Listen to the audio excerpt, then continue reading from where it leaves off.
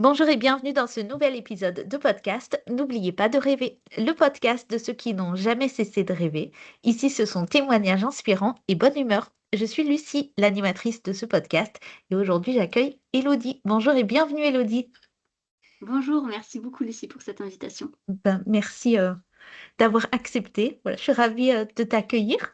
Pour démarrer, je te laisse te présenter et dans ta présentation, il faut donner ta qualité principale. Alors bon, je me présente tant perso que niveau pro, je ne sais pas ce qui intéresse le plus les gens. Les deux, on veut savoir qui tu es pour démarrer. Ok, je suis déjà une femme de nationalité française, mais qui ne vit plus en France. Je me suis expatriée depuis 6 ans au Royaume-Uni et on vit, je dis on parce que je suis mariée, je suis maman de 4 enfants, de 4 garçons, atypiques, mais on pourra y revenir. Oui. Et on vit dans les Highlands en Écosse.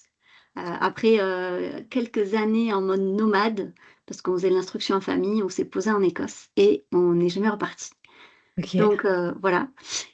Et donc j'ai toujours fait des choix plus ou moins atypiques, qui sortent de l'ordinaire depuis toute petite. Et finalement, c'est ce que je suis. Et dans ma vie professionnelle, ben, c'est ce qui m'intéresse aussi. Puisqu'en Mm. fait, moi, on a pu mettre des mots sur mes particularités lorsque j'étais plus jeune, mais même une fois adulte, puisqu'effectivement, on m'a dit haut potentiel intellectuel, hypersensible, on a parlé d'autisme, de TDAH, de troubles 10 tout au long de ma Ouais. vie, donc de ces C'est de ça différences, dont on va parler ouais, aujourd'hui. qui n'ont pas été faciles à vivre parce qu'on en parlait beaucoup moins à l'époque, parce Mm. que j'ai quasiment 40 ans, donc du coup, voilà, on n'en parlait pas tant que ça avant par rapport à Ouais. maintenant. Et donc moi, dans ma vie professionnelle, j'ai toujours été dans l'accompagnement. Alors au départ, j'étais assistante sociale, médiatrice familiale, puis j'ai continué en parallèle mes études en psychologie, en psychanalyse, en médiation familiale, en conseil d'insertion, vie pro, enfin bref, j'ai fait pas mal d'études. euh, et aujourd'hui, j'accompagne les personnes qui sont neuroatypiques, comme moi, à s'épanouir tant professionnellement que personnellement. Mm. J'ai co-dirigé l'Observatoire de la sensibilité, tu vois. Je suis référencée à l'international. J'ai écrit des livres qui sont publiés Oui. même dans plusieurs pays. Et je propose maintenant, je suis également formatrice professionnelle pour transmettre mes Mm. connaissances auprès d'autres professionnels sur le sujet. Et tu vois, en vivant à l'extérieur de la France, je me rends compte que on a quand même beaucoup, beaucoup de retard en termes d'intégration et même de compréhension des Mm. neuroatypies de ce que c'est vraiment l'hypersensibilité. En France, il y a encore un débat, si ça existe pas. Enfin, c'est juste dingue en fait, parce que bah, tu vois, je fais des formations auprès de voilà du docteur Hélène Aron qui est américaine, je vis au Royaume-Uni. Enfin, je vois qu'il y a un gros décalage encore en France, Mm. et c'est pour ça que j'utilise beaucoup les réseaux sociaux et le podcast comme toi Ouais. pour essayer de transmettre, tu vois.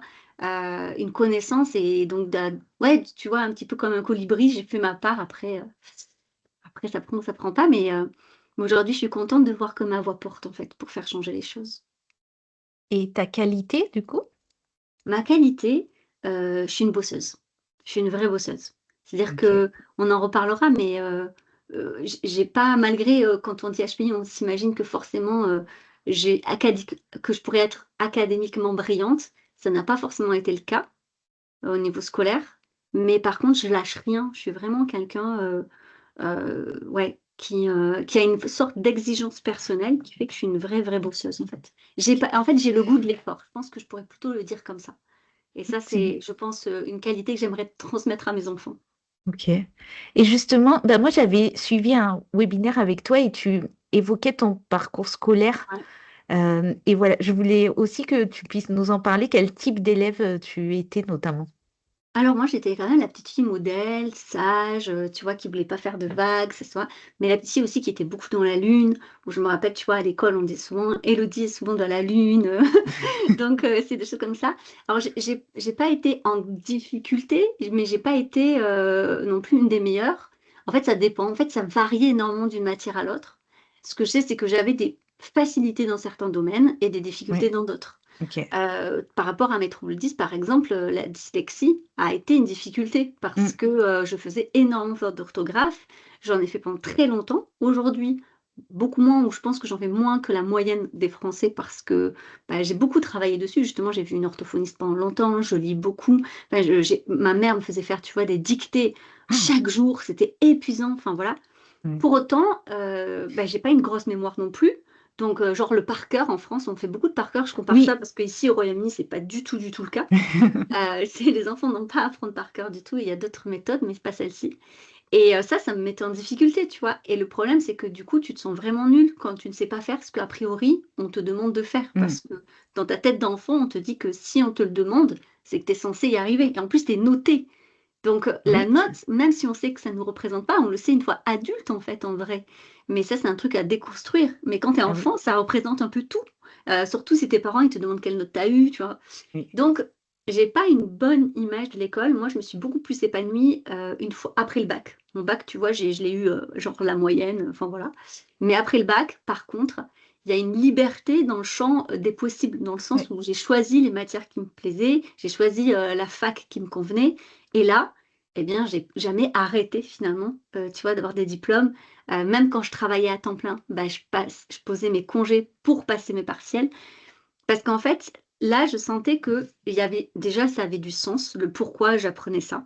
C'est tout bête, mais c'est vrai que apprendre toutes les dates par cœur, d'histoire, de choses, tout ça, je Oui. voyais pas le sens. Je comprenais l'intérêt d'apprendre l'histoire, tu vois, de comprendre les époques et tout, mais d'apprendre par cœur le nom, les dates et tout, absolument pas, en fait. C'était Mm. extrêmement compliqué pour moi. Donc, j'ai compensé par d'autres choses. Donc, du coup, j'ai jamais été en grosse difficulté ou quoi que ce soit. Mais c'était laborieux. C'était vraiment laborieux. Ok. Et est-ce qu'il y avait un métier que tu rêvais de faire quand tu étais enfant? Écoute, il n'y a pas un, il y a plusieurs Mm. métiers. Je crois que, je crois que si on demandait à ma mère, elle te dirait qu'en fait, chaque année, je changeais, mais chaque année, j'en avais plusieurs en tête. J'ai passé partout. En fait, ça dépendait. Je pense que c'est d'ailleurs, tu vois, à l'image de qui j'étais en tant qu'enfant, puisque chaque année, je faisais, ça aussi, tu vois, des activités sportives, Ouais. artistiques différentes. Oui. Et c'était aux grandes dames de mes parents qui me disaient qu'à un moment donné, il fallait choisir et puis il fallait se donner à fond dans le truc. Mais moi, une fois que j'avais fait plus ou moins le tour, déjà, je suis pas compétitrice dans l'âme. Je le suis toujours pas, tu vois. Donc en fait, faire des compétitions, parce qu'arriver à un certain niveau, on te propose des compétitions souvent, tu vois, dans certains sports. Oui. Et moi, c'est pas mon truc. Et arriver à ça, eh bien, j'avais un moment donné, bof, en fait, une fois que je connaissais un petit peu enfin, ouais, le sport ou la discipline, eh ben, ça me plaisait, mais j'avais envie de toucher autre chose et j'avais envie de faire autre chose et ainsi de suite. Donc, et j'ai gardé ce côté-là en tant qu'adulte, tu vois. Mm. J'ai besoin d'avoir de nouvelles activités, j'ai besoin d'en changer régulièrement. Et je le dis parce que s'il y en a qui nous écoutent, moi qui Oui. accompagne des profils multipotentiels, je sais au combien on culpabilise, en Oui. fait, de ça. Parce qu'on se dit, ah ouais, ça fait 2 ans, 3 ans, 5 ans que je fais le même boulot et j'ai envie d'en changer. Et les gens, ils te comprennent pas parce que tu as une bonne situation, tu as un bon salaire, pourquoi t'en changerais alors qu'il y a des gens qui rêveraient d'avoir un métier, tu vois? Ben voilà, c'est des personnalités et au final, ben, ça a toujours été comme ça pour moi. Donc des métiers, j'ai voulu en faire plein. Je pourrais pas te faire une liste, c'est non exhaustif. Et comment tu en es arrivé à ton métier actuel? Pareil.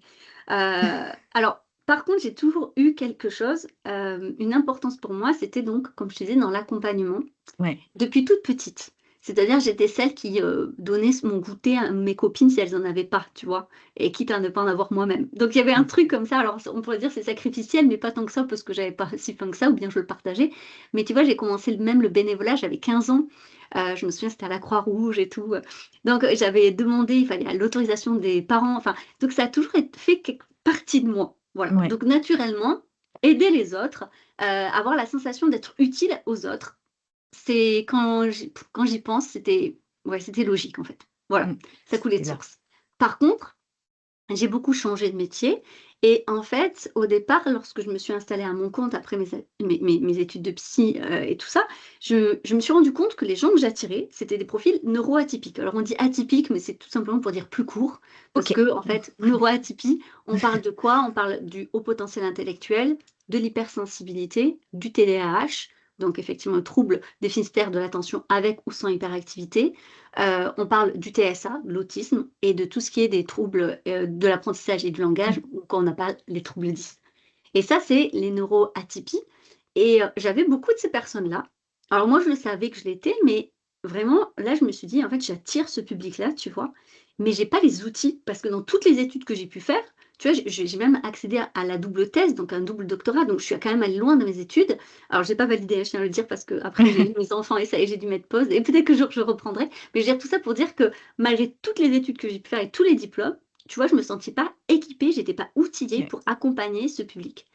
Et je me suis dit: «Mais mince alors!» En fait, on en a très peu parlé et je me souviens d'une étude de psychanalyse, c'est terrible parce que ce qu'on apprenait sur l'autisme, c'était pas du tout au jour, tu vois? On disait que c'était la faute à la mère, enfin, il y a des trucs Ah dramatiques ouais, comme ça. c'était OK. Ouais, on apprenait des trucs catastrophiques, tu vois?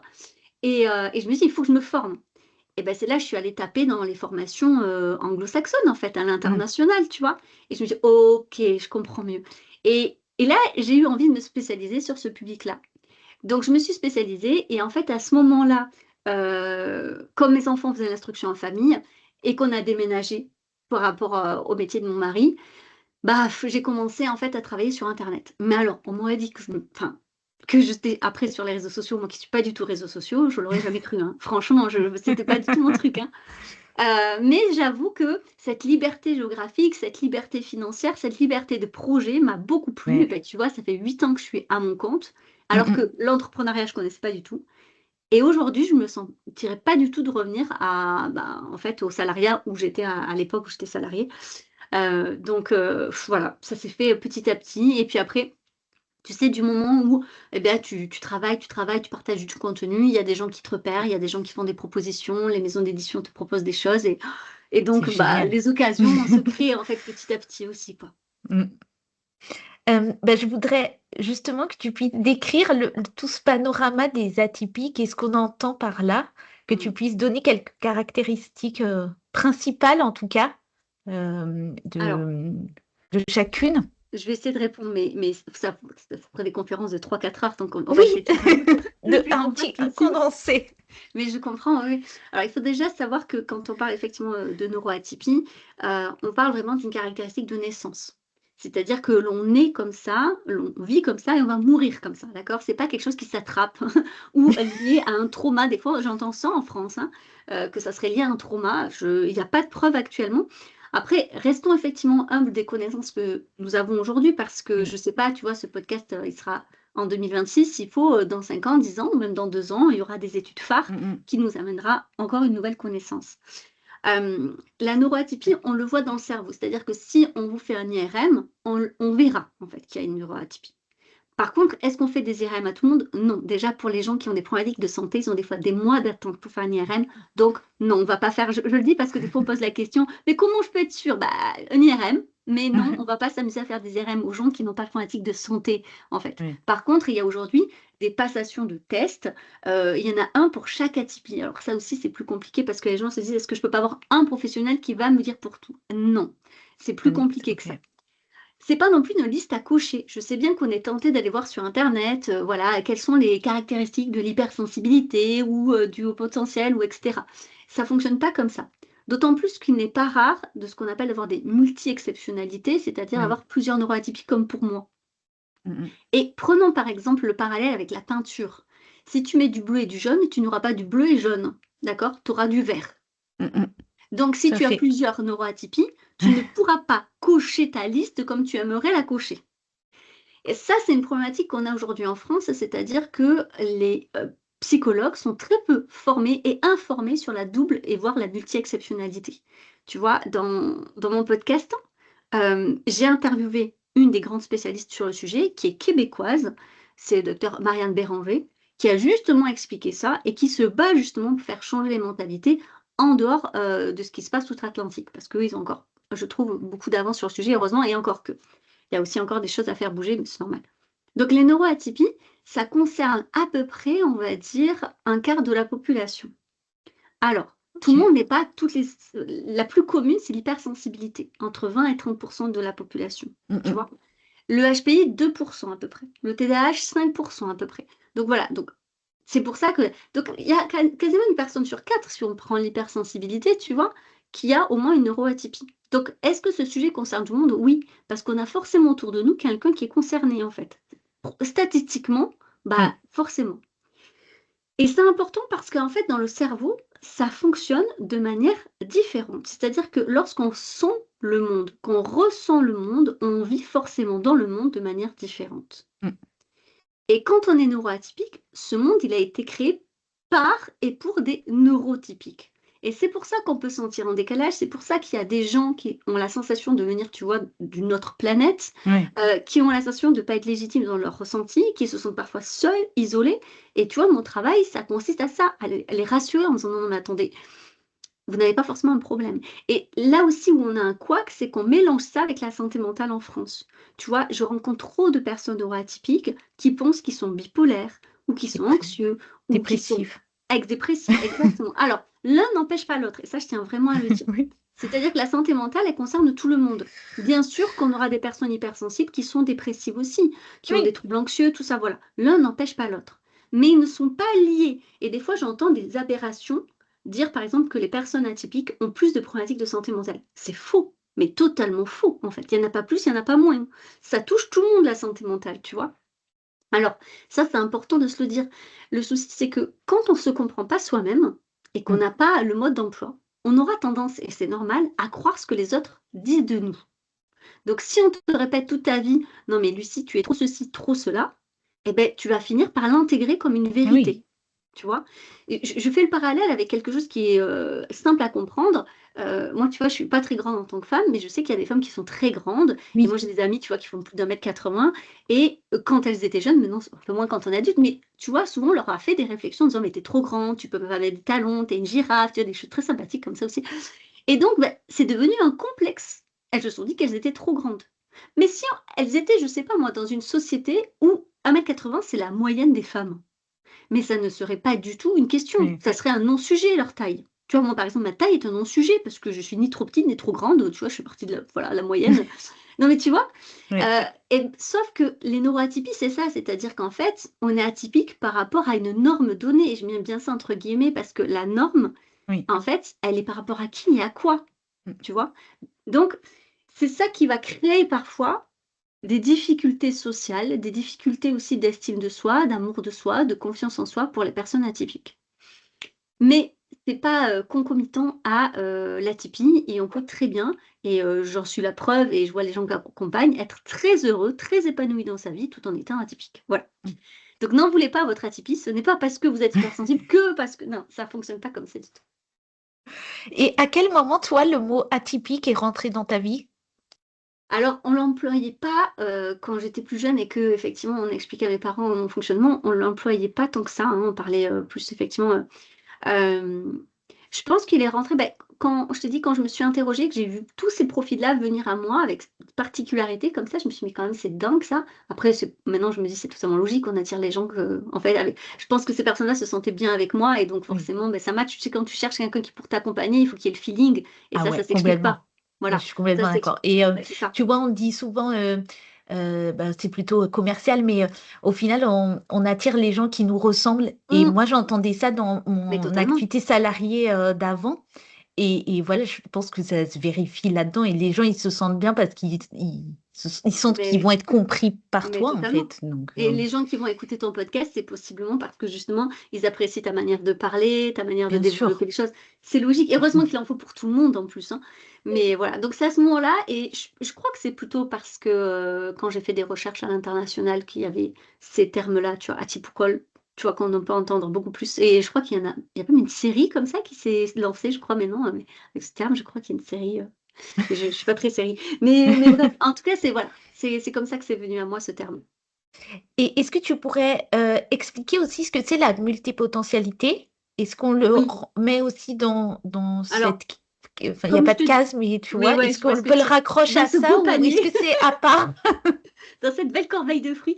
Ouais, Alors aujourd'hui, non, aujourd'hui, alors de manière officielle et c'est important ce que je le dis, hein, parce qu'encore une fois, tu vois, peut-être que les études nous permettront de voir les oui, choses autrement. Mais aujourd'hui, non, c'est pas considéré comme neuroatypie. Je pense qu'on n'a pas assez de recul sur la multipotentialité, c'est assez novateur comme terme, et en fait, c'est plutôt pour dire qu'il y a des gens qui, au lieu d'être experts d'un domaine, ont besoin de toucher à tout et sont en réalité compétents dans plusieurs domaines.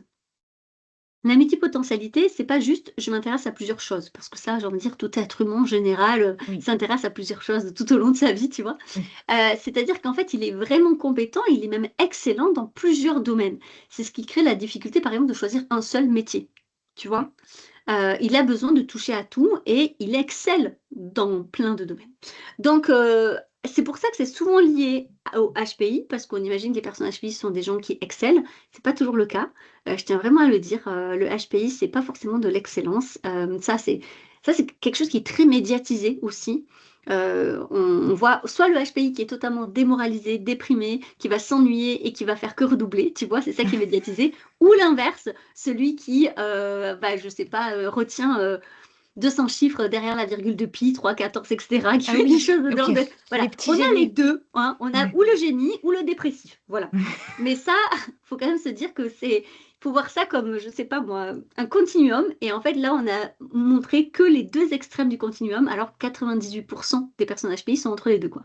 Mm. Donc ça, faut pas l'oublier. Et du coup, le multipotentialité, non, en fait, on n'a pas. Tous les HPI ne sont pas forcément multipotentiels. Donc, partant de là, tous les multipotentiels ne sont pas forcément HPI. On a aussi relié ça au TDAH parce que ce côté touche à tout, mais Ouais, toujours pas. En fait, on ok. a, on n'a pas de. C'est vrai que c'est pas rare quand il y a des personnes multipotentielles qui soient atypiques, vraiment. Mais moi, j'ai un gros biais par rapport à ça puisque je ne vois que ça. Mais du coup, ma pratique ne fait pas vérité. Donc non, aujourd'hui, au niveau des études, il n'y a rien qui nous prouve.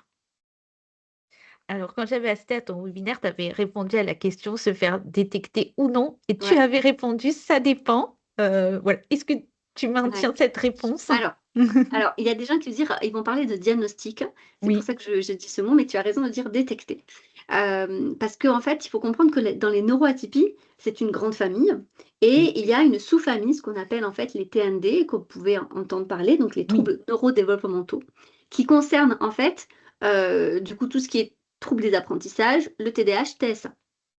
C'est pour ça, eux, on va pouvoir parler de diagnostic. Ça veut dire qu'en fait, il va vous falloir passer par la case psychiatre. Alors, vous pouvez voir des psychologues qui sont super et qui peuvent faire toute une analyse, effectivement, du TDAH-TSA, mais ils ne peuvent pas officialiser, en fait, Ok. aujourd'hui en France, le TDAH-TSA. Il vous faudra voir un psychiatre, un médecin psychiatre, pour officialiser, en fait, ce diagnostic dans le cas de TND. Mais après, on a des neuroatypiques qui ne sont pas des TND, comme HPI et hypersensibilité, qui ne sont pas du tout des TND, d'accord? Et donc là, on va parler plutôt de détection ou d'analyse.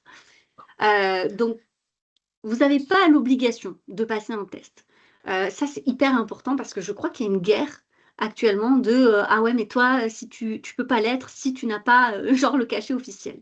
Ah bah oui, Alors, c'est très français, mais c'est comme ça, c'est la case on et a c'est besoin, ce ouais. que Alors, tu es dedans j- ou pas. j'entends, et il est vrai qu'il y a des gens qui s'auto-analysent, et ça, en fait, ça peut être dangereux.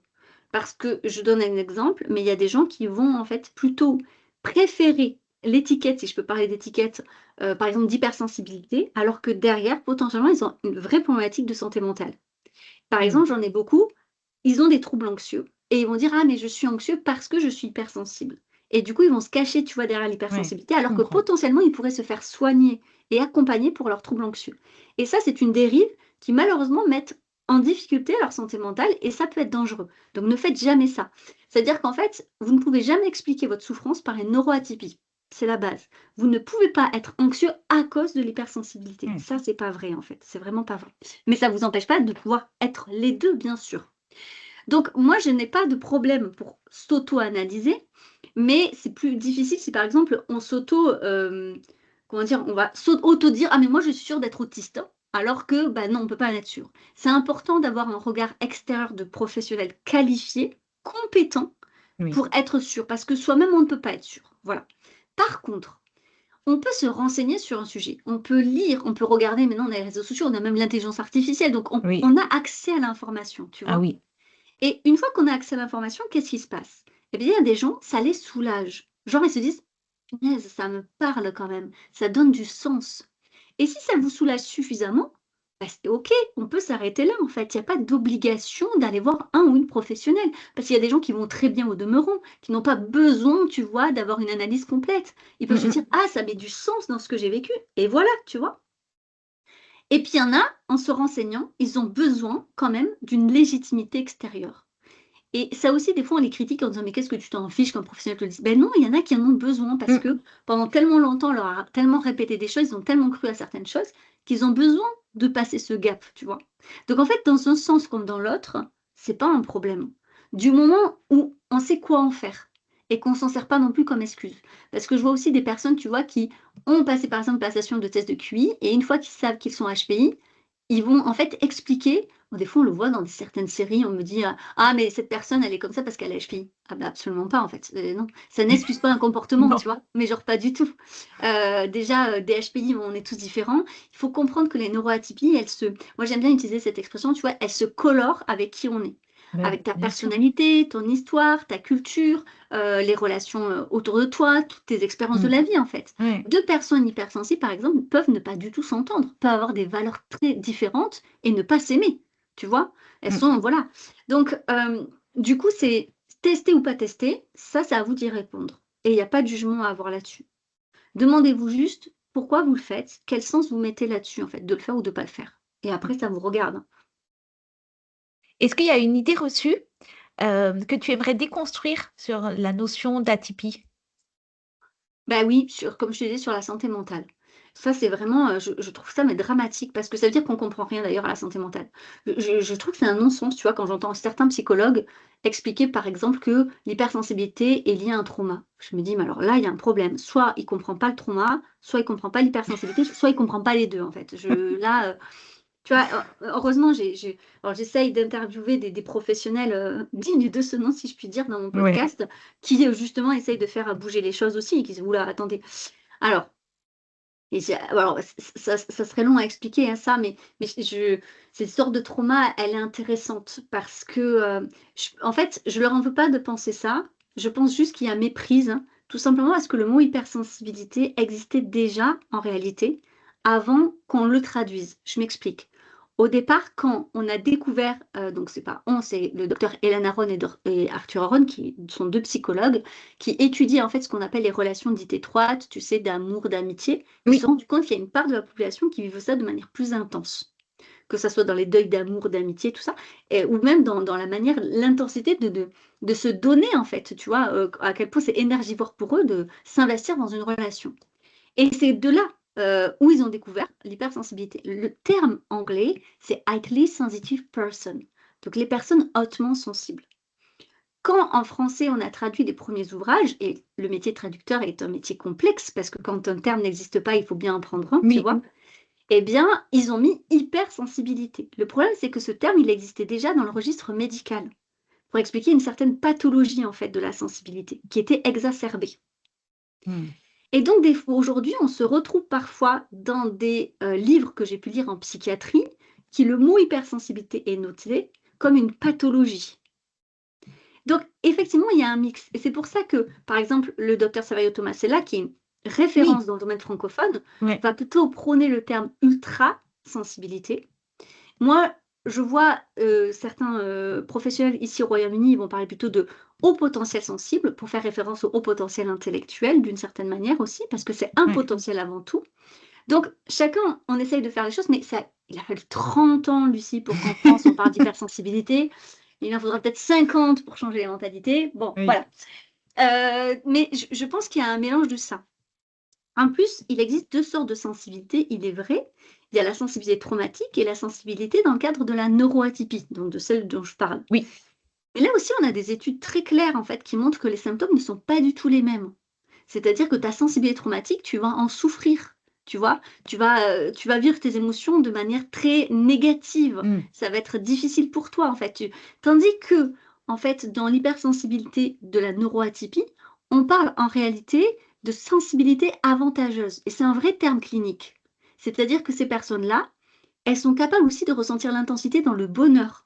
Oui. Dans, tu vois, par exemple, je sais pas, les premières fleurs, là, on va arriver au printemps, les premières fleurs qui vont éclore, tu vois, ça va, on va être, voilà, les Oui. premiers rayons de soleil, tu vois. Donc, en fait, ils n'en souffrent pas plus qu'ils sont heureux, en fait. Et au contraire, ce sont des gens souvent qui sont à l'écoute de leurs émotions, qui vont justement prendre soin d'eux. Il y a une sorte quand même d'intelligence émotionnelle qui peut être liée à ça, tu vois. Mm.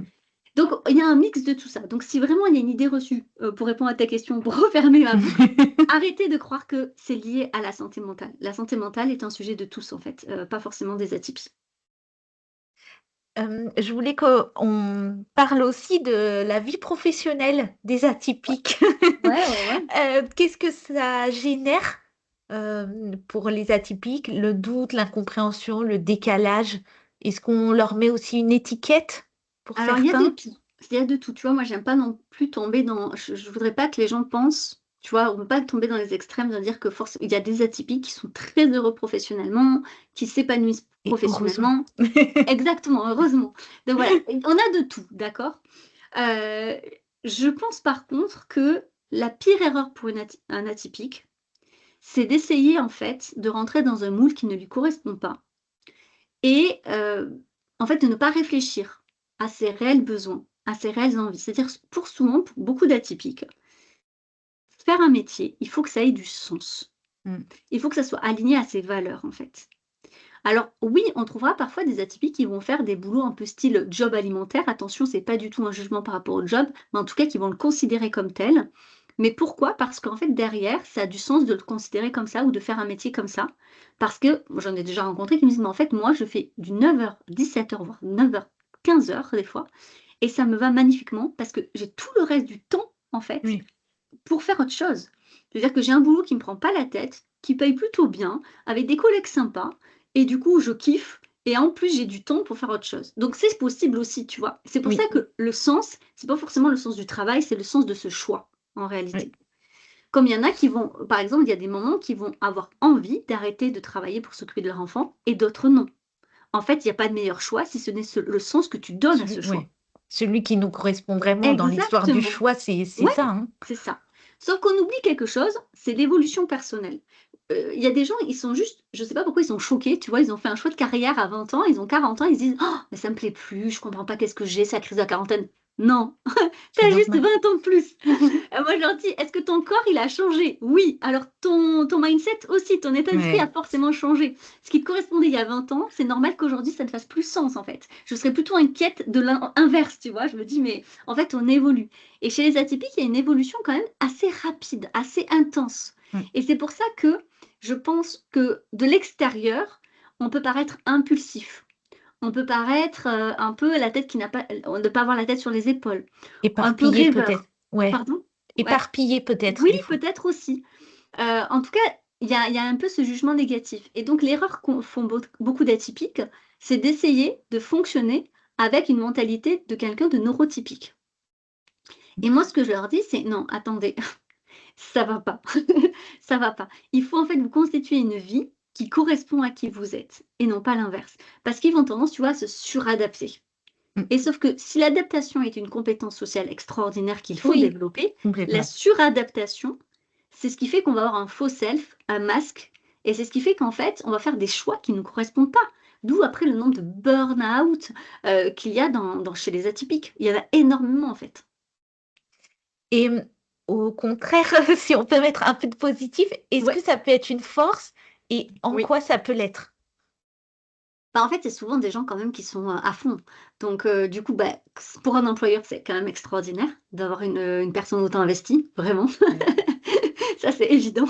Et pour les personnes qui sont à leur compte, c'est aussi des personnes qui sont souvent très créatives, qui se donnent à fond, en fait. Donc ils ont plus de chances aussi de réussir, hein. C'est ça, c'est logique. Plus tu te donnes et plus tu as potentiellement de chances aussi de réussir.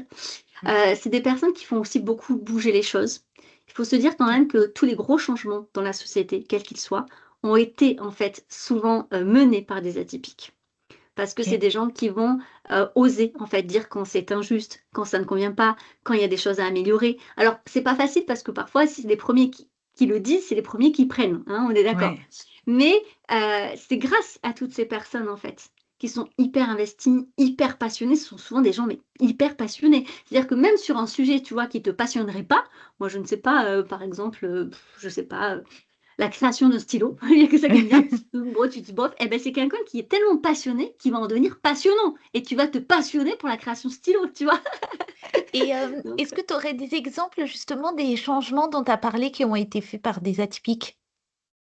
là non, mais tu regardes l'histoire du monde, en OK, général, voilà, c'est d'accord. tu vois? Oui, c'est super intéressant parce que, tu vois, autant j'ai lu ton livre sur le sujet, je me suis beaucoup intéressée au sujet, mais j'avais pas du tout, voilà, cette notion-là et je trouve ça hyper, intéressant. Donc, voilà, c'est juste pour creuser, mais, t'inquiète, il y a pas de souci. Est-ce que se faire accompagner quand on est atypique, c'est une des clés?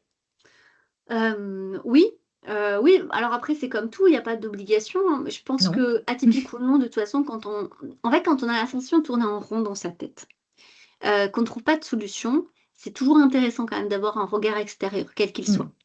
Et je pense que l'accompagnement est utile quand les gens qu'on a autour de soi ne sont pas en capacité de nous aider sur certains sujets, soit parce qu'ils sont trop proches de nous et donc émotionnellement trop investis, donc voilà.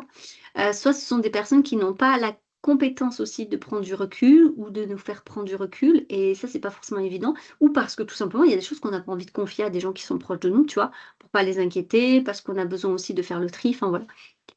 Donc du moment qu'on tourne en rond, oui. Et ce qui est intéressant chez les atypiques, c'est que rares sont les accompagnements qu'on fait sur du long terme.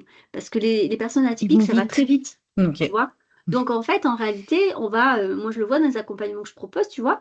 Hem, on va en fait créer comment dire? Des prises de conscience, en fait. Ce qui fait que la personne, en fait, elle rebondit assez vite et elle bouge assez vite. Des fois, j'ai des personnes atypiques qui me disent: «Ah, ça fait, 3-4 professionnels que, je fais et bon, ben, ça va toujours pas et tout». Je dis: «Mais en fait, ne cherchez pas» et ça, je crois que c'est une erreur souvent chez les atypiques, ne cherchez pas une personne pour vous aider.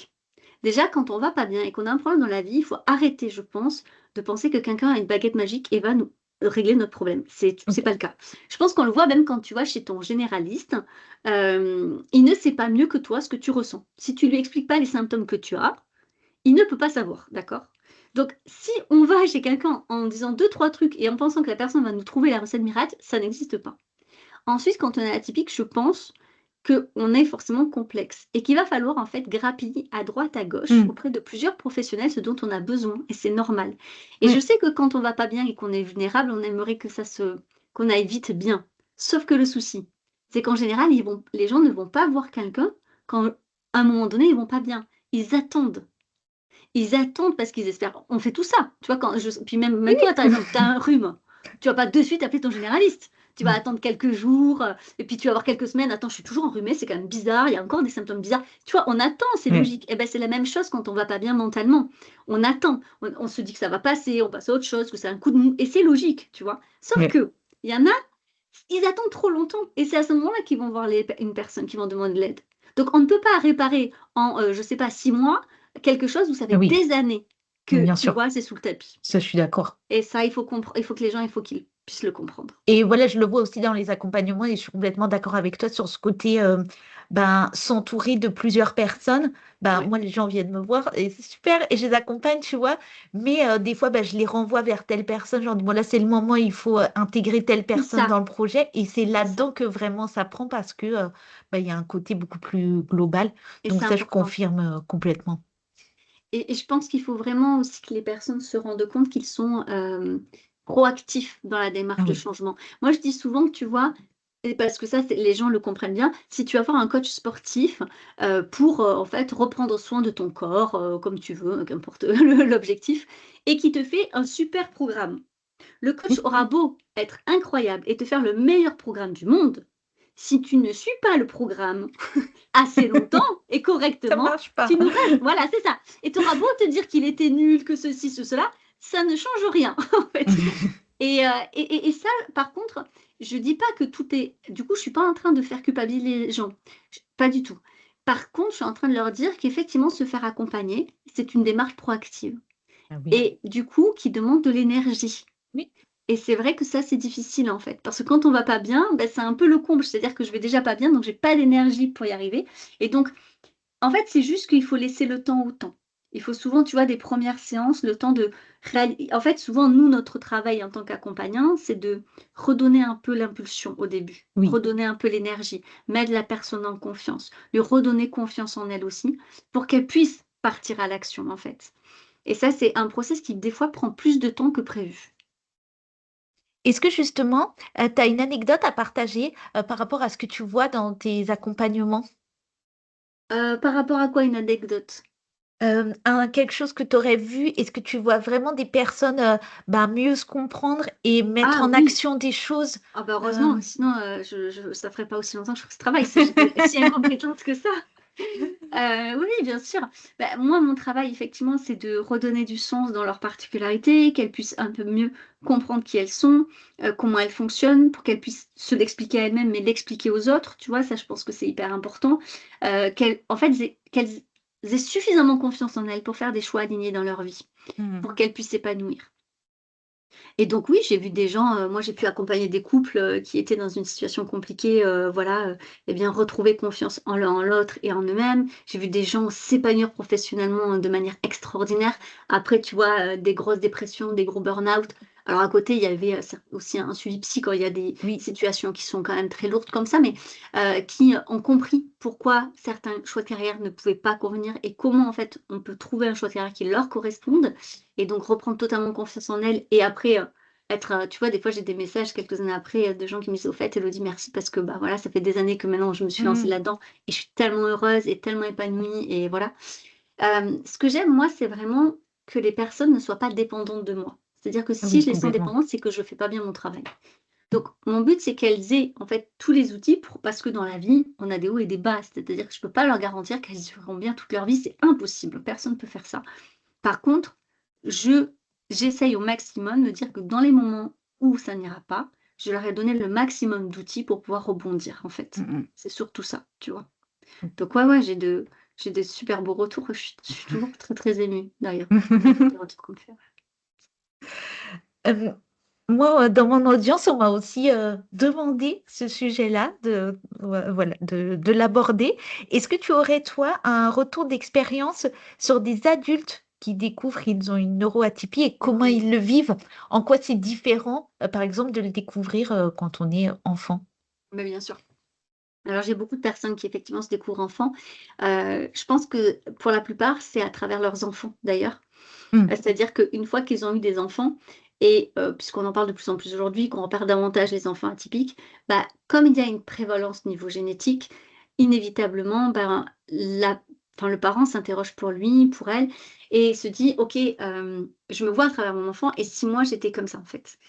Alors, je crois que c'est, des fois, tu vois, j'ai même des personnes que j'accompagne, elles ont plus de 60 ans, plus de 70 ans, il y en a une, elle a 76 ans et elle me demande, «Est-ce que ça vaut le coup aujourd'hui de me savoir atypique?»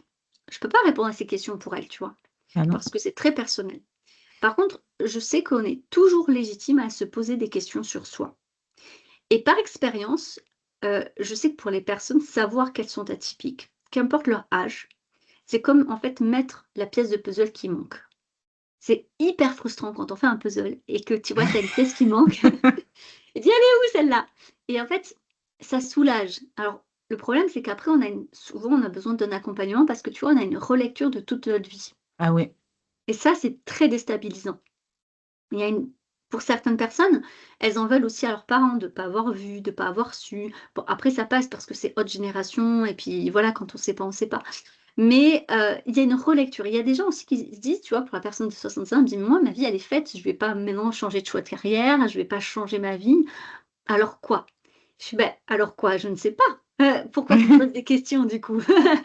Qu'est-ce que ça changerait?» tu vois? Donc c'est intéressant aussi de faire des accompagnements en amont, pour voir ce que ça peut changer, ce que ça peut bouleverser.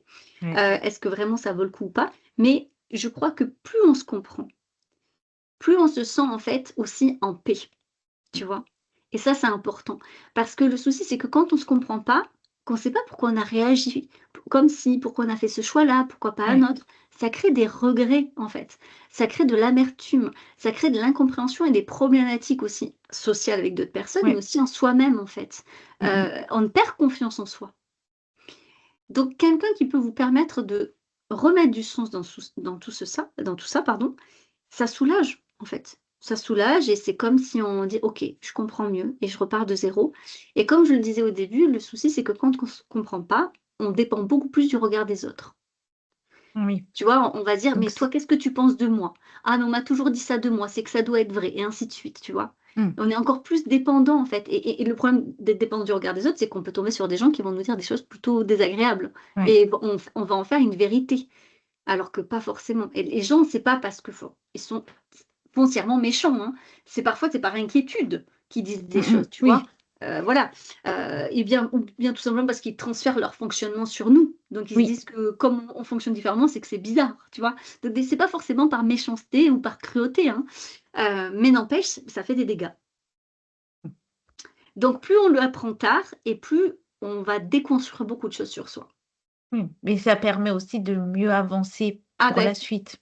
évident. C'est pour ça que d'ailleurs cette personne de 76 ans, elle a quand même passé les tests. Et c'était son choix. Mais oui, oui. Oui, Parce qu'Amélie m'aurait peut-être 10 ans, 20 ans à vivre. Ah, je préférais les vivre en fait de manière alignée. Bah ouais, ouais. bah ouais. Tu évoques aussi dans ton livre que bah, parfois entrepreneuriat et atypie, ça peut être une solution à envisager, Ouais. surtout quand on n'y arrive pas dans le salariat parce que bah, parfois on n'arrive pas à trouver soit un environnement de travail Hmm. ou des missions qui nous conviennent. Donc voilà, je voulais que tu puisses juste revenir sur Alors oui, cette idée-là. c'est pas une obligation, hein. Faut pas, Non. je vois trop de personnes qui pensent que l'entrepreneuriat est la solution à leur mal-être professionnel. C'est totalement faux en fait. Chaque statut, fonctionnaire, salarié, entrepreneur, a ses avantages et ses inconvénients. Voilà. Exactement. Ça, voilà, c'est toujours pareil, hein. Donc, à voir. Par contre, je trouve que dans les profils, tu vois, dans les entrepreneurs, je trouve qu'il y a beaucoup plus, en statistique, c'est comme chez les artistes, on a beaucoup plus d'atypiques. Et c'est pas pour rien. Si être artiste ou entrepreneur, en tout cas, ça attire ces profils-là. Parce que il y a des valeurs un peu qu'on retrouve, comme cette valeur de liberté ou de créativité, tu vois, qu'on Mm, retrouve mm. chez beaucoup d'atypiques, qui ont besoin d'aller à leur rythme, que ça soit un rythme très très rapide ou beaucoup plus lent, hein, et puis ou bien un peu des deux d'ailleurs. Ça peut être cette liberté de créer, cette liberté de penser, cette liberté dans la mise en action, cette liberté du choix de client ou de mission. Tu vois, ça parle beaucoup à beaucoup d'atypiques. Et il y a aussi ce côté, je pense, de challenging. En fait, c'est le challenge, le goût du challenge dans l'entrepreneuriat qui est Ouais, plus prononcé aussi. Ça ne veut pas oui, dire, attention, qu'on ne peut pas avoir la liberté, la créativité ou le challenge dans le salariat, hein, pas du tout, hein. Mais c'est plus compliqué. À certains postes, oui, peut-être, mais c'est quand même plus délicat, hein. Tandis que dans l'entrepreneuriat, on les retrouve un peu tout le temps, tu vois. Et les atypiques sont souvent des personnes perfectionnistes ou exigeantes qui ont besoin, en fait, de se challenger, de sortir de leur zone de confort. Elles n'aiment pas s'ennuyer. Elles sont très, très allergiques à l'ennui. Et donc, forcément, l'entrepreneuriat, comme en fait, on ne sait jamais de chaque jour de quoi il est fait, de chaque année, de comment ça va se passer, ça peut nourrir ça aussi. Mm. Est-ce que tu aurais 3 conseils à partager? Pour. Bah, peut-être que tu as 3 conseils que tu partages tout le temps, tu vois, pour mieux vivre peut-être avec son atypie. Est-ce qu'il y Ah, a des écoute, conseils que tu répètes un petit peu tout le ouais. temps? Moi, j'aime pas trop le mot conseil, mais je vois ce que tu veux dire. Disons des propositions. Oui, Comme voilà, je dis, appelle-le comme tu veux. voilà, je propose, vous disposez. Le premier, c'est que, bah, c'est ce que je disais, on est toujours légitime à se poser des questions sur soi. C'est-à-dire que si vous avez des gens qui vous disent, oh là là, mais t'as changé, toi, qu'est-ce qui se passe? Ou bien, mais te prends pas la tête, ou encore une étiquette, ou des cases. En fait, tout ça, mettez-le de côté. Et dites-vous que vous êtes légitime. Vous êtes légitime à vous questionner sur ce qui vous plaît, sur ce qui ne vous plaît pas, sur qui vous êtes, qu'est-ce que vous avez envisagé. En fait, c'est votre vie. Voilà. Donc ça m'amène à la deuxième proposition. N'oubliez pas que la vie des autres n'est que la vie des autres, comme on le dit, c'est-à-dire que vraiment en un mot ou deux mots, un avis ou la vie, c'est-à-dire que c'est votre vie à vous. Il y avait des études, tu vois, qui ont été faites sur les plus gros regrets des gens en fin de Oui. vie. Et Mm, ce qui revient le plus, c'est de ne pas être allé au bout de ses propres envies, tout simplement parce qu'on est arrêté par l'opinion et les critiques d'autrui. mm, On a peur du jugement d'autrui. Mais c'est d'une tristesse infinie. ouais. Donc, demandez-vous quelle est votre priorité aujourd'hui, en réalité, parce qu'à la fin de votre vie, ça sera trop tard. Les années passent, hein. Donc, à un moment donné, ça sera trop tard. Et la troisième proposition que je vous fais, c'est peut-être aussi de faites en fait tu vois, régulièrement des mises à jour de ce que vous avez envie, de qui Mm. vous êtes. Un petit C'est-à-dire qu'on reset. ouais, en fait, en tout cas, on se pose pas assez la question parce que non, mais je suis d'accord, hein, la vie se poursuit jour après Oui. jour, semaine à la routine. Moi, je le vois, le travail, les enfants, voilà. C'est difficile déjà de se poser pour tout faire, alors voilà. Mais régulièrement, peut-être même qu'une fois par an ou 2 fois par an, d'avoir un vrai moment dans votre planning, en fait, de réflexion en disant: «OK, est-ce que ma vie me convient aujourd'hui? Oui, non. Qu'est-ce qu'il manque? qu'est-ce que je pourrais rajouter? Qu'est-ce que je pourrais changer?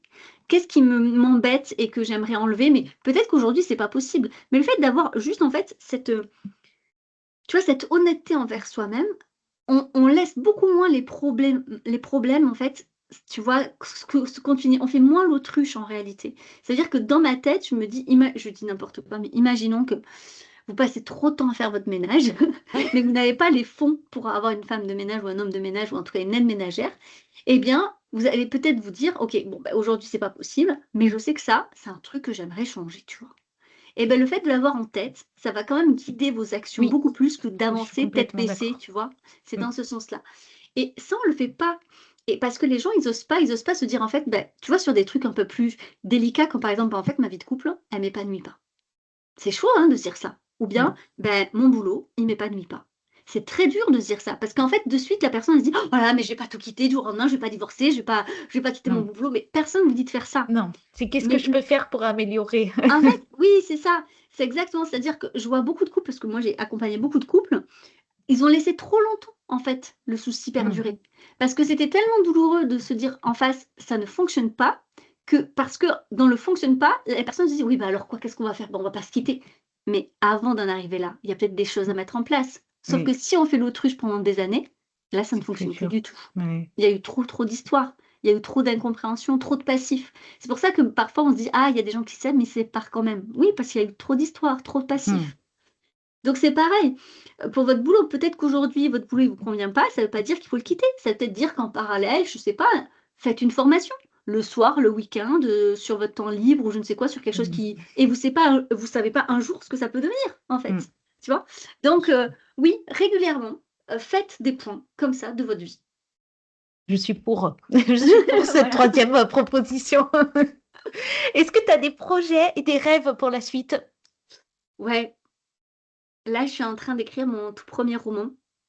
Ça me Waouh. stresse beaucoup parce que jusqu'à présent, tous les livres que j'ai faits, c'est plutôt développement personnel et c'est Mm. un livre qui me touche énormément et qui me bouleverse beaucoup au niveau personnel aussi, puisque j'y mets beaucoup de mon âme et donc c'est un gros challenge, ce livre-là. C'est un gros challenge donc C'est prévu j'espère, pour quand la sortie? ouais, non, fin d'année là, Yes. on Bon, verra. j'ai hâte. Ouais, on J'ai verra hâte. si voilà, je suis en train pour parler avec mon éditrice, donc à voir. Mais donc j'aimerais bien écrire plus de livres, peut-être plus de romans. Je sais pas encore, mais c'est quelque chose que j'aimerais bien à voir. J'aimerais aussi moins dépendre, tu vois, des réseaux sociaux, mais je sais pas encore comment. Est-ce que tu as des rôles modèles qui t'inspirent? Ah, oh, il y en a plein, mais j'ai pas de nom forcément à donner. Je lis beaucoup, donc des fois même, si tu vois, ça peut être dans des romans, des gens fictifs en fait, Ah des oui, traits de complètement. personnalité, tu vois? Ouais. C'est vrai que quand on dit ça, les gens, ils croient forcément des gens, non, non, des fois, c'est des Non, gens non, non. fictifs où, tu sais, tu prends en plus, quand on dit des modèles, c'est pas la personne, elle est pas parfaite, hein, mais c'est des traits de caractère, des Oui. manières de réagir où tu dis: «Ah ça j'aime bien», tu vois? Tu prends à droite, à gauche. Sur les réseaux sociaux, il y a des femmes que je trouve, hyper inspirantes, donc en fait, en vrai, enfin, c'est souvent des femmes parce que par identification, tu vois, je m'identifie plus à des femmes, mais en vrai, je trouve toutes les femmes que je rencontre sont inspirantes, tu vois? Par exemple, j'adore le titre de ton podcast. Mais «N'oubliez pas de génial, rêver», il est merci beaucoup, ça magnifique, me fait plaisir. tu vois? Et la Il tu est sorti de mon esprit et j'en ah ouais, suis c'est super magnifique. fière. Ouais, carrément et puis, ouais, non, non, c'est vrai. Je trouve ça très juste, très beau donc je pense qu'on peut s'inspirer de plein, plein de gens, donc j'ai pas voilà, une personne en fait, j'arrive à je pense que j'ai cette capacité à voir le beau un peu, dans chaque personne, donc je m'inspire un peu de chaque C'est personne. beau. Voilà. Alors, le thème fil rouge du podcast de 2026, c'est redéfinir la réussite. Donc, Ouais. j'aimerais ta définition à toi de la réussite. Mmh. Et beh, je pense que c'est de ne pas avoir peur d'expérimenter et donc de pas être focus sur le résultat, tu vois? De s'amuser dans le processus d'expérimentation et toujours d'en tirer des choses positives. Là, je me dis: «Waouh, si je fais ça, c'est j'ai réussi ma vie, quoi». Top. Alors, depuis le début d'année, j'ai aussi mis en place un système donc avec une question de l'invité précédent et une Ouais. question que tu vas pouvoir laisser à l'invité suivante. Donc, la question de l'invité précédent, c'est Gaël qui t'a posé la question. Si tu revenais 10 ans auparavant, est-ce que tu referais la même chose? Oui, oui, parce que je suis quelqu'un qui n'a pas de regrets. Dans ma personnalité, j'ai pas de regrets. Quand je dis, je tire parti de même les mauvaises expériences.